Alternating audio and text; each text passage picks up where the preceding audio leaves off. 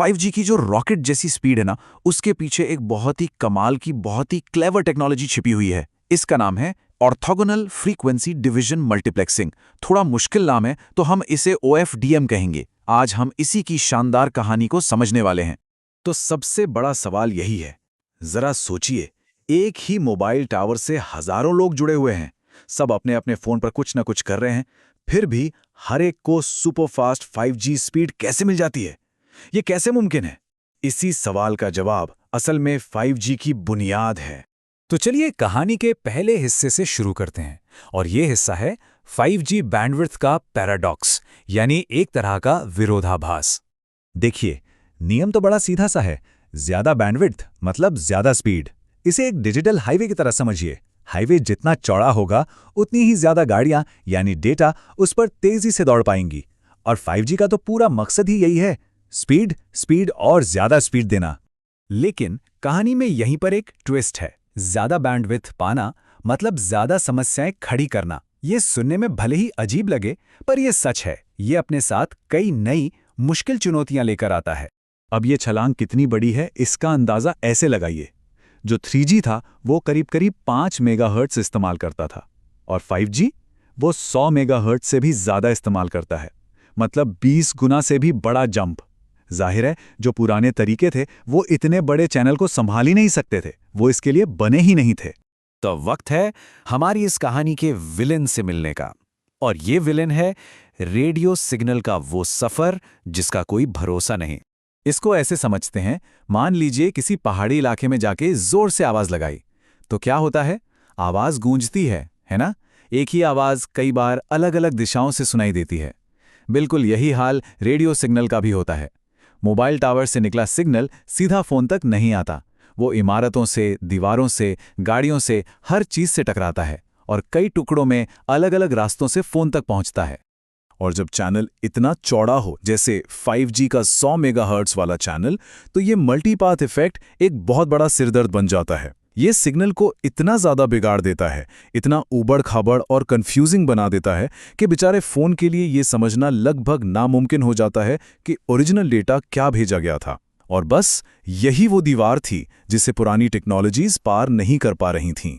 तो इस विलन से लड़ने के लिए एंट्री होती है हमारे हीरो की, जिसका नाम है OFDM। और इसकी स्ट्रैटेजी बहुत सिंपल है, डिवाइड एंड रूल, मतलब तोड़ो और जीतो। देखिए, OFDM की सबसे खूबसूरत बात यही है, ये उस सिग्नल की गड़बड़ी से सीधे सीधे लड़ने की कोशिश ही नहीं करता ना। ये एक ज़्यादा स्मार्ट, एक ज़्यादा चालाक तरीका अपनाता है, जिससे ये पूरी समस्या अपने आप ही खत्म हो जाती है। तो आखिर OFDM करता क्या है? सोचिए, वो जो एक बड़ा सा 100 मेगाहर्ट्ज का ऊबड़-खाबड़ हाईवे था, OFDM उसे लेता है और हजारों, जी हां, हजारों पतली पतली एकदम स्मूथ और पैरेलल लेन्स में बांट देता है। इन लेन्स को कहते हैं सब कैरियर्स। और फिर डेटा के छोटे छोटे टुकड़े करके उन सबको एक साथ इन हजारों लेन्स पर भेज देता है। और यहीं पर सारा जादू है। इसका नतीजा क्या हुआ? अब हर छोटा सब कैरियर इतना पतला है कि उसे वो मल्टीपाथ वाली गड़बड़ी महसूस ही नहीं होती। उसके लिए तो चैनल एकदम सपाट, एकदम फ्लैट और साफ है। मतलब एक बड़ी और मुश्किल समस्या को हजारों छोटी छोटी और आसान समस्याओं में बदल दिया गया। कमाल है ना? तो चलिए अब जरा OFDM की सुपर पावर्स पर नजर डालते हैं। वो कौन सी 3 महाशक्तियां हैं जो इस डिवाइड एंड रूल वाली स्ट्रैटेजी से मिलती हैं? इसकी 3 मेन सुपर पावर्स हैं।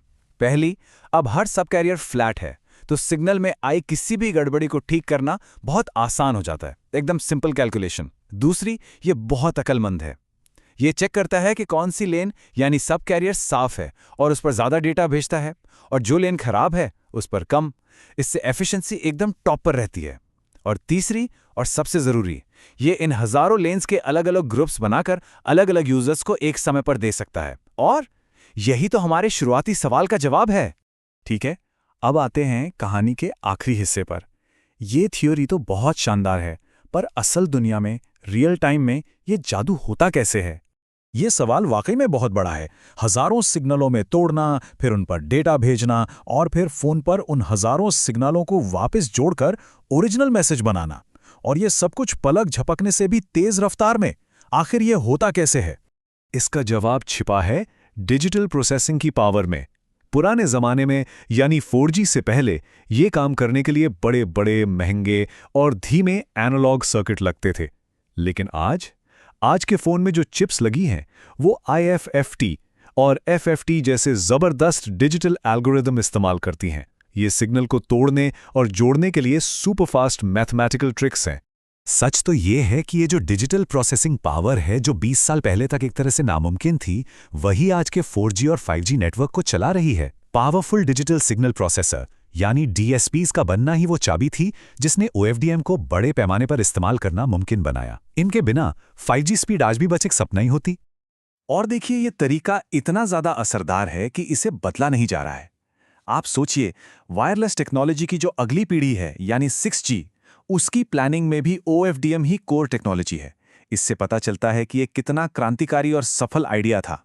तो OFDM ने 5G चैनल की जो उथल-पुथल थी, उसे तो जीत लिया। एक स्मार्ट आइडिया ने एक बहुत बड़ी मुश्किल को हल कर दिया। अब सवाल ये उठता है कि आने वाले समय में जो अगला बड़ा आइडिया होगा, उसे किस नई तरह की उथल-पुथल को, किस नई चुनौती को हल करना होगा।